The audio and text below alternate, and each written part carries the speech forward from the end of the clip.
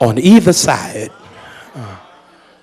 It looked almost like this owl. It was almost like this owl is a clearing straight through. He says, watch this, I'm getting ready to show you something. As long as you keep your hand lifted,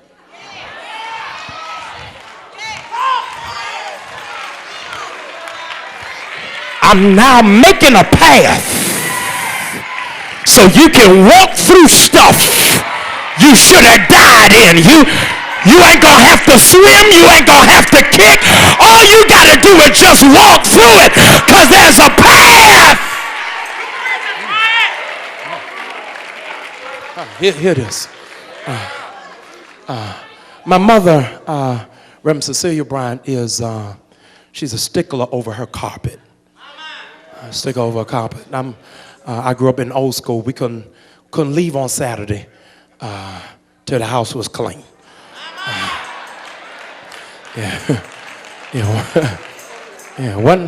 Wasn't no allowance. It was our reasonable portion that we we was vacuuming every Saturday. So every Saturday I'm throwing down the carpet detergent. Then vacuuming it, and my mother with military precision make sure vacuum lines are straight. It was an art form out of vacuuming, because you had to vacuum in front of you and then back out of the room. Because you couldn't have footprints on the vacuum. My mother had off-white carpet, and so you could not come in the house with your shoes on if it was raining.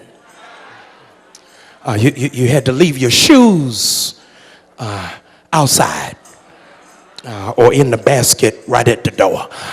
But you couldn't walk around my mama's house on the carpet if it was rain outside, because she didn't want you to track the stuff from outside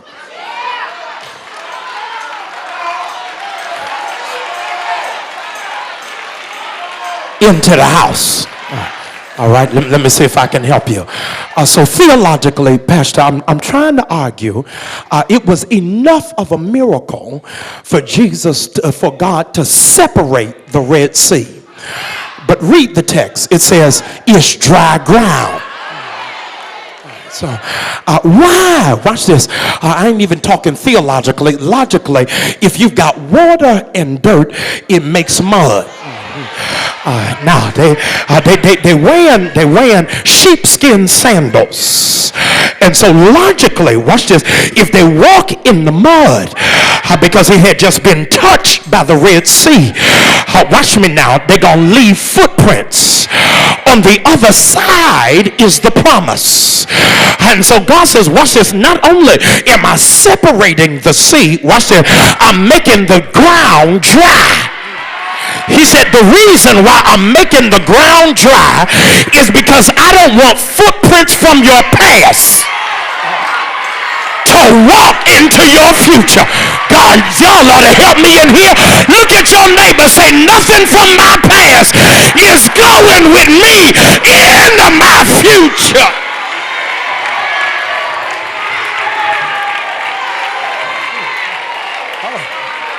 All right, I'm almost finished. Watch this. They made up in their minds that when they come through this, they're going to step into the promise. They had never seen it. They had never had any pictures of it. They couldn't look it up online. But God said, I'm going to give to you what eyes have not seen. I'm going to give you what ears have not heard.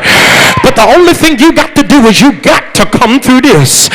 So the reason why the devil been trying to kill you this year, the reason why the devil been trying to drive you crazy, because he knows if you ever come out of this, if you come out of the situation you're in right now, that you're going to step foot into your promise.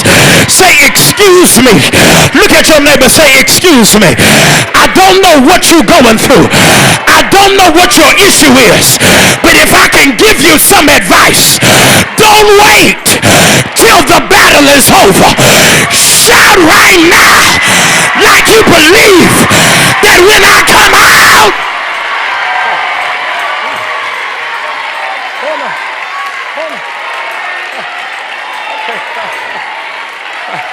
I gotta close. I gotta close. Please be seated. I gotta close real quick. And I gotta close. It's getting late in the evening. Y'all gotta go to work in the morning and gotta go to school. But I gotta close. If you ain't ever been at a season in your life where you had a now what moment, and I know that we are in fact Christocentric believers, and so everything that we believe emanates and heads on what it is that Jesus went through. And I know that what it is that we read tonight in Exodus chapter 14 is the hinge point for the Pentateuch, for the Torah, for the book of law in the Old Testament. But some of you are saying, but preacher, I'm on the other side of grace, because the only problem they had is they had a now what without Jesus. But I believe I can find one more instance of a now what if you cross the street into the New Testament.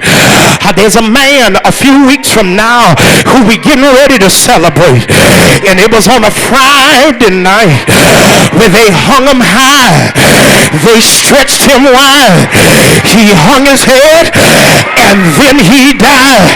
But aren't you glad? I said, aren't you glad that ain't how the story ends? But on Saturday, the disciples were looking both busted and disgusted, and they asked themselves, now what? But early on Sunday morning, when he got up with power in his hand. And so I got to do one last thing. I got to change my sermon from now what to so what. Look at your neighbor and say, so what? You don't like me. So what? My life ain't fixed. So what? Is there anybody here that's got a so what praise? So what? I ain't got all the money. So what? My family is crazy. So what? You're looking me up and down. So what? I gotta get out of here. But I don't know if there's anybody here that's ever been in church and folk were looking you up and down. They were rolling their eyes, sucking their teeth, saying it don't take all of that. But just in case I got some haters in here, would you give God a so what praise? I dare you to open your mouth with a so what. I can't hear nobody. So what? So what? So what? So what? What's the matter with Jesus? He's all right. Hit it. Hold on. I'm getting ready to close, but I came to give the devil a nervous breakdown. Just in case you get fired tomorrow, just in case your student loan check don't come in, just in case you got bad news on your phone tonight, would you give God a so what praise to say whatever? I can't hear nobody. I can't hear nobody. I can't hear nobody. So what? So what? So what?